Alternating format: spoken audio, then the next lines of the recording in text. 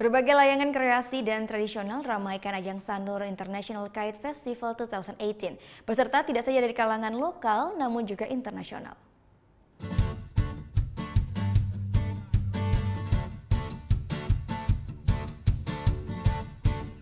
Ajang tahunan Sanur International Kite Festival kembali digelar. Kali ini sebanyak 870 layangan kreasi dan tradisional meramaikan Sanur Kite Festival yang digelar di Pantai Mertasari, Sanur. Sejak Jumat hingga Minggu sore, ratusan layang-layang meliuk-liuk hiasi langit Pantai Mertasari, Sanur, Denpasar. Seperti layangan tradisional bebean, pacukan, dan layangan janggan. Layangan janggan sendiri masih menjadi primadona bagi pengunjung.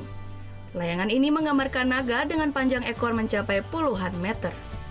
Seperti pengakuan dari salah satu wisatawan asal Jerman ini, dia mengaku sudah 2 kali datang ke lokasi ini. Yesterday is its first time, but it was more luck than planned. And today we came back in the last minutes, but this is more impressive than yesterday. It's more kites, more teams, more people, and yeah, it's very impressive.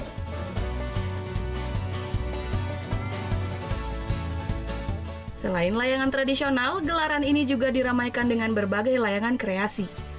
Sejumlah peserta dari beberapa negara juga turut berpartisipasi meramaikan festival ini, meskipun mengalami penurunan akibat gempa di wilayah Lombok.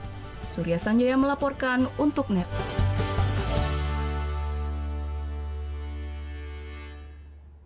Oh yang beneran? Iya, oke. Tapi gue pernah.